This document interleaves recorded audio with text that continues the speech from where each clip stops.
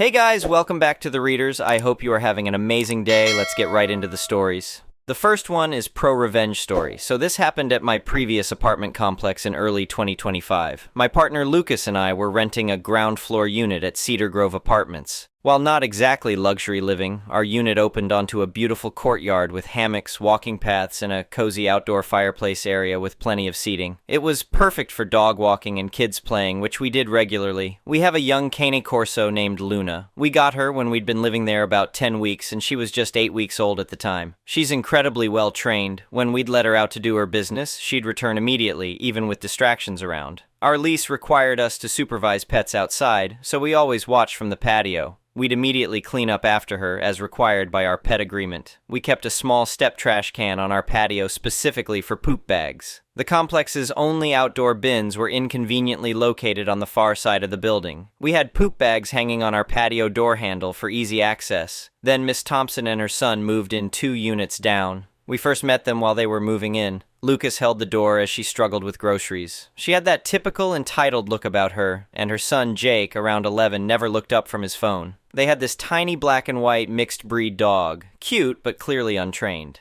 "Thank you," she'd said curtly, barely making eye contact. "Welcome to the building," Lucas had replied warmly, but got no response. About 2 weeks later, we started finding dog droppings right off our patio. Lucas discovered this the hard way.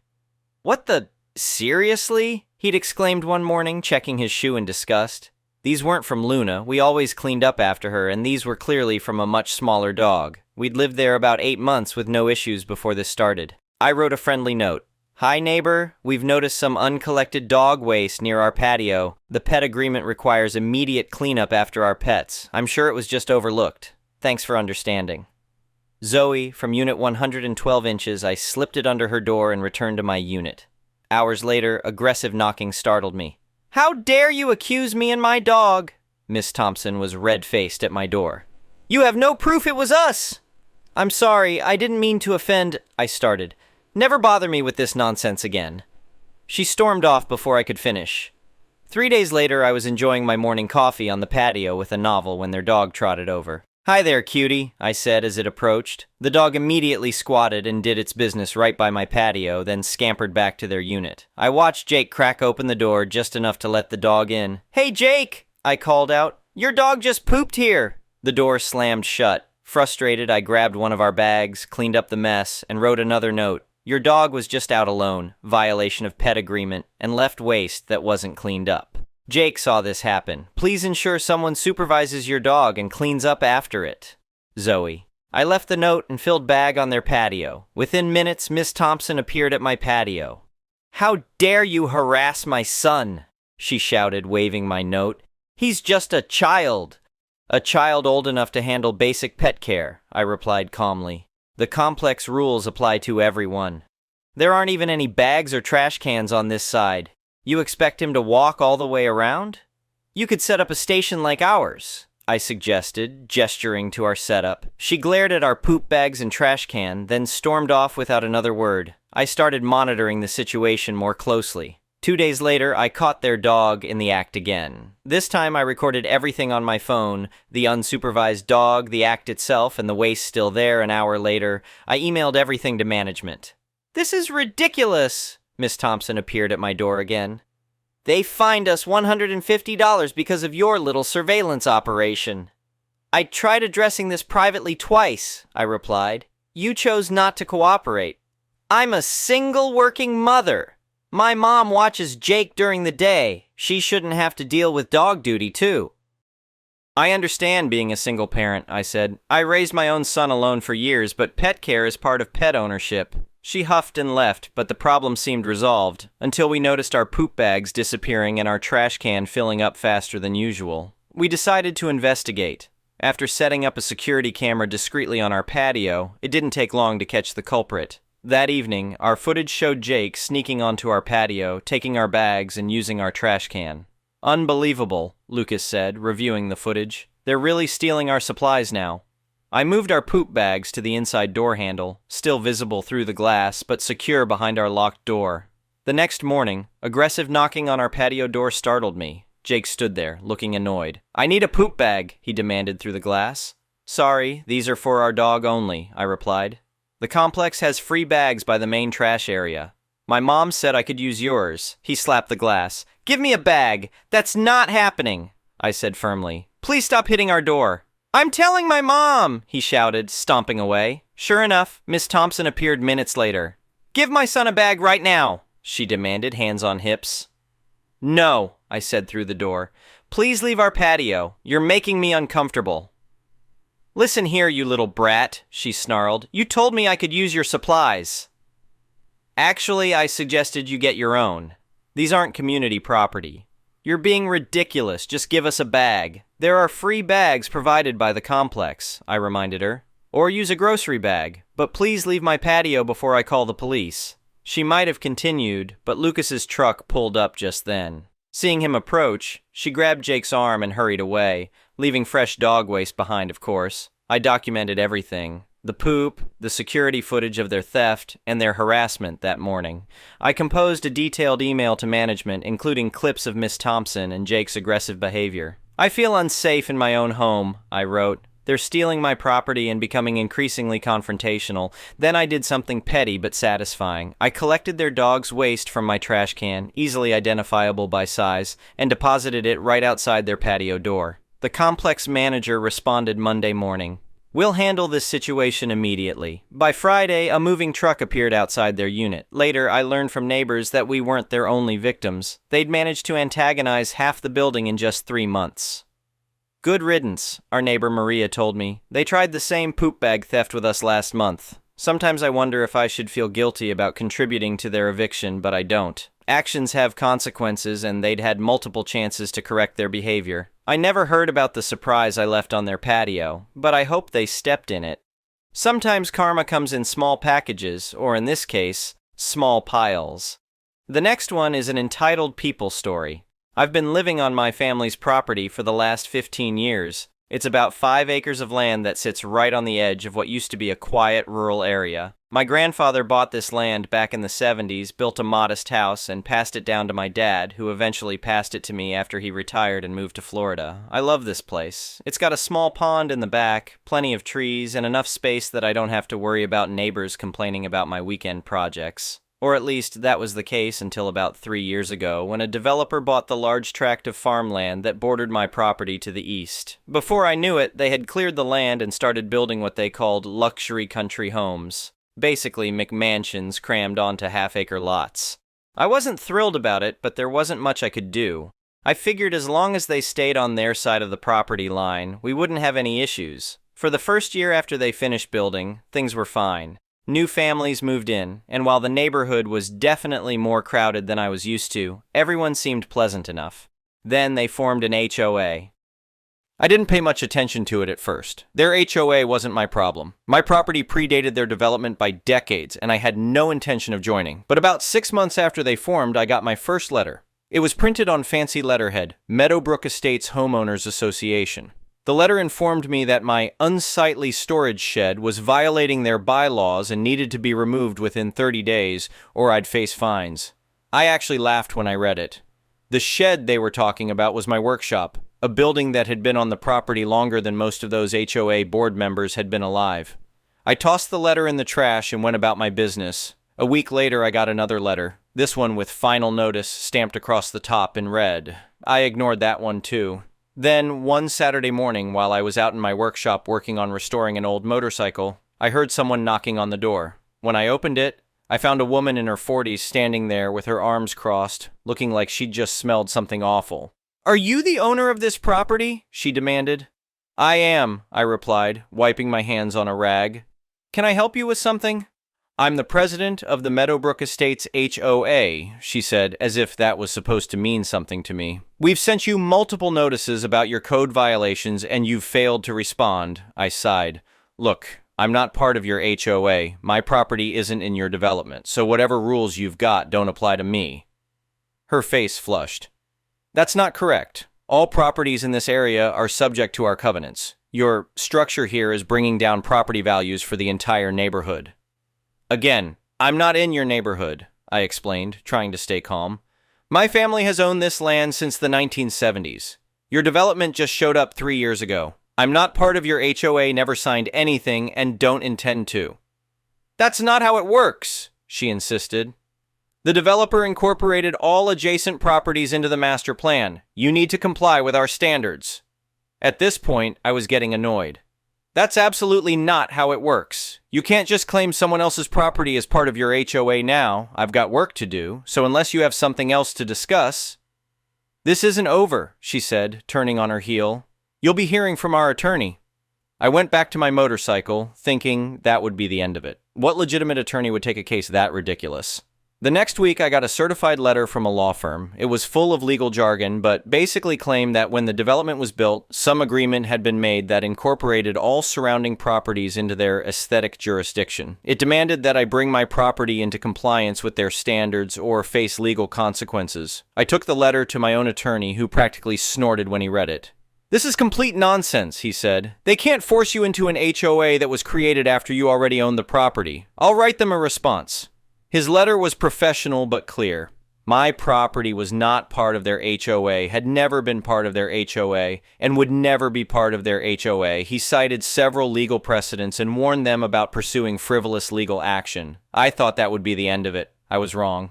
About a month later, I was doing yard work when I noticed a group of people standing at the edge of my property. As I got closer, I recognized the HOA president along with two men in suits and another woman who was taking photos of my house and yard. "Can I help you folks?" I called out as I approached. "We're conducting an official HOA inspection," the president said smugly.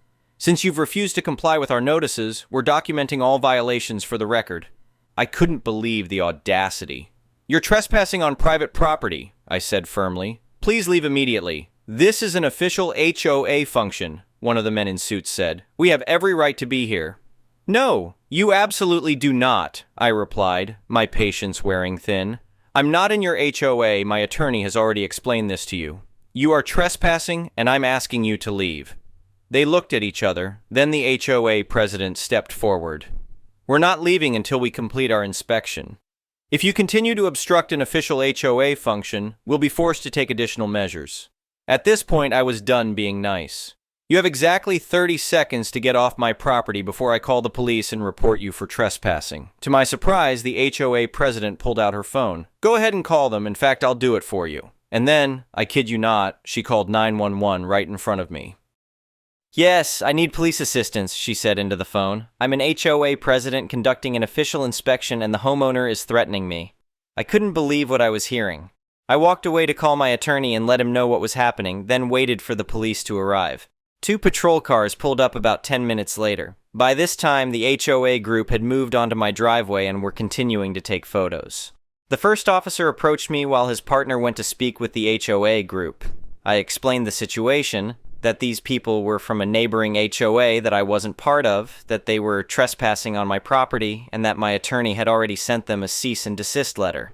The officer nodded and went to confer with his partner in the HOA group. I could see the HOA president getting increasingly animated, waving her arms and pointing at my house. After a few minutes, both officers came over to me. "Sir, do you have any documentation showing that your property isn't part of their HOA?" the first officer asked. I went inside and came back with my property deed, tax records, and a copy of the letter my attorney had sent them. The officer reviewed the documents and nodded. "Okay, this seems pretty clear-cut. Let me go speak with them again." He walked back to the HOA group, and I could see the president's face turning red as he spoke. She started raising her voice, and I could hear fragments like "absolutely unacceptable" and "speak to your supervisor." Finally, the officers escorted the HOA group to the edge of my property. The president was still arguing, but they firmly told her that she needed to leave or she would be the one facing trespassing charges. Eventually, they all got in their cars and left, with the president giving me one last glare as she drove away. I thought that would be the end of it, but the next day I got a call from my attorney. Apparently, the HOA had filed a complaint with the county claiming that my property was in violation of multiple codes and ordinances. They were trying to use the local government to force me to comply with their standards. My attorney advised me to document everything about my property. Take photos, gather any permits or approvals I had for structures, and prepare for a potential hearing. I spent the weekend doing exactly that, creating a file with photos of every building, copies of permits, and a timeline of the harassment from the HOA. The county inspector came out the following week. He was a reasonable guy who had been doing this job for over 20 years. He walked the property with me, looked at my workshop and other structures, and checked his clipboard occasionally. "So, what's the verdict?" I asked when we finished the tour. "Am I in violation of some county ordinance I don't know about?" He chuckled. "Not at all. Everything here is up to code. Your workshop has the proper permits, your fence is the right height, and your property is well maintained. Between you and me, I think someone at that new development just doesn't like that you're not part of their little kingdom." I thanked him for his time, and he left. Later that week, I received official notice from the county that my property had passed inspection and no violations were found, but the HOA wasn't done. Over the next few months, they escalated their harassment. They sent more letters threatening fines. They called the police 2 more times with bogus complaints. One night, someone even put flyers on all my neighbors' doors, the few that weren't part of the development, claiming that I was lowering property values and encouraging them to pressure me to conform to community standards. I documented everything and kept my attorney updated. Finally, after the 3rd police call, he suggested it was time to go on the offensive. We filed a harassment lawsuit against the HOA and specifically named the president in her individual capacity. The day they were served with the lawsuit, I got a furious phone call from the HOA president. "How dare you sue us?" she screamed. "We're trying to maintain community standards and property values." "You've been harassing me for months," I replied calmly. "You've trespassed on my property, filed false reports with the county, and called the police with bogus complaints. You're lucky I'm only suing you for harassment." "We'll countersue," she threatened. "We'll take this all the way to the Supreme Court if we have to." I just laughed. "Good luck with that. I'm not part of your HOA, never have been, and never will be. You have 0 authority over my property. See you in court." The HOA hired an expensive attorney from the city, probably thinking they could intimidate me with legal firepower. But the case was pretty straightforward. We had documentation of every letter, every trespass, every false report. We had police reports showing they had called 911 over a non-emergency. We had witnesses who had seen them on my property taking photos without permission. The judge wasn't impressed with their arguments. When their attorney tried to claim that their development plan somehow incorporated my property, the judge asked to see the document that gave them that authority. They couldn't produce one, of course. In the end, the judge granted my request for a permanent injunction barring the HOA and its representatives from entering my property, sending me any communications, or filing any complaints about my property with government agencies without evidence of an actual code violation. He also awarded me damages for the harassment, not a huge amount, but enough to cover my legal fees, plus some extra for my trouble. The best part came during the HOA next meeting, which I heard about from a sympathetic neighbor who had infiltrated the development. The board had to explain to the members that they'd lost the lawsuit and that HOA dues would be going up to cover the legal fees and damages. Apparently, several homeowners were furious and demanded the president's resignation. She refused, but 3 other board members quit on the spot. These days, things are pretty quiet. The HOA president still glares at me when she drives by, but she doesn't dare do anything else. I've heard that they've turned their attention to policing their actual members, measuring grass height and monitoring mailbox colors or whatever it is that HOA do. As for me, I'm still here on my family's land, working on my projects in my unsightly workshop and enjoying the peace and quiet that comes with being the only house in the area that isn't controlled by their ridiculous rules. So if you're dealing with an HOA trying to claim authority they don't have, stand your ground. Document everything, get a good attorney, and don't let them intimidate you. They may act like they have all the power in the world, but the law is on your side. The next one is a malicious compliance story. I used to work for a tech contracting company that pinched pennies. This company recruited a handful of people for a large tech company and got away with paying below market wages because they targeted new grads and let us all work remotely. I was fresh out of college and just thankful to have a job, especially one in my field. My company's travel policy covered airfare, cheapest option only, hotel costs, very low cost cap per night, and a small per diem for food. One decent dinner would eat up most of this. Their travel policy actually started out as, "We will not reimburse you for anything, but we'll also fire you if you don't show up," which is a different story for another time. Most everyone on my team was out of state and would require a flight to get to the office on the rare occasion U.S. remote workers were required in office, 3-4 times a year. I was, however, fairly close to the office, and whenever I traveled, would just drive my car. The gas costs were minimal, and I liked having a car with me, and my company was happy because I could get cheaper hotels that were slightly farther from the office, and they didn't have to pay for airfare. Flying was technically possible for me, would have been several $100s though. After one trip, I mentioned to a manager at large tech that I wasn't getting mileage reimbursement for driving my personal car, and she flagged it to contracting company and forced them to change their policy, which was very kind of her but was not my intention. So I got a retroactive reimbursement for mileage for that trip, which ended up being just over $100 for a week and a half of travel. Nothing crazy. I was glad to have it, and was happy that would be the policy going forward. But when planning my next trip, contracting company mentioned their travel policy had been updated. No more reimbursing mileage for personal vehicles, but now car rentals were covered if the worker was located within 500 miles and would be driving to the office. And they recommended I rent a car for this trip since they figured it would be cheaper than getting a flight. I asked if I could just drive my car and get reimbursed like last time, but they declined and said it was the new policy. They did pay me back after about a month or so, and they told me next trip I could drive my own car again and they'd reimburse for mileage and would be updating their policy again to reflect this. But then the pandemic happened, and all in-office visits were canceled.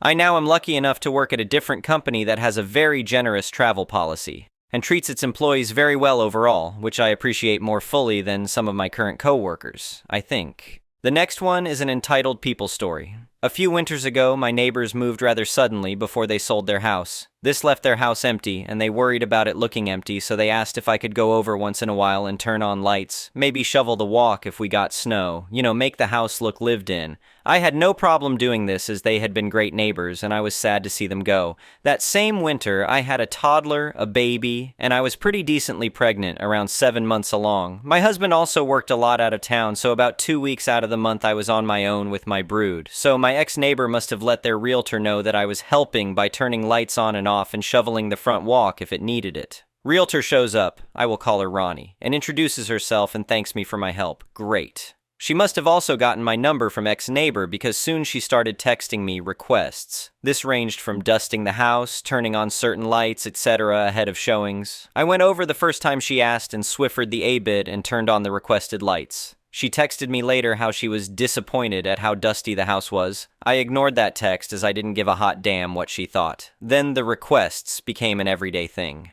She basically wanted me to set the house up every time she had a showing. I had my kids and was very pregnant with a high-risk pregnancy. I wasn't on bed rest or anything, but I had to be careful. I ignored all of these requests. The kicker came when we got a heavy snow. I'm talking a good 1.5 feet of heavy wet snow. Heart attack snow. Ronnie the realtor texts me at 8 p.m. that she will need the driveway cleared by the next morning. The absolute audacity was audacious. I responded to that one asking if she was out of her mind that I was 7 months pregnant and no way was that happening. She asked if my husband could do it. I said he was out of town. She said, well, you'll have to figure something out. Excuse me, madam? I sent her laughing face emojis and went back to what I was doing. Well, lo and behold, Ronnie the realtor was at my door the next morning knocking like she was the cops. Full-on fist-banging. I opened the door in my pajamas whilst using my baby bump to hold up my baby as he nursed. Irish twins are fun. And just stared at her. She actually had the nerve to say, I thought I told you the driveway needed to be cleared. I have a showing in a half hour. I told her to lose my number and shut the door in her face. I then called my ex-neighbor and told her she better put a leash on her pet realtor BC. I was about done with her. She was horrified and promised me she'd take care of it, which she must have done BC. I didn't hear from Ronnie the realtor again. I did, however, enjoy watching her high stepping it through all that snow. Anyway, thank you for watching.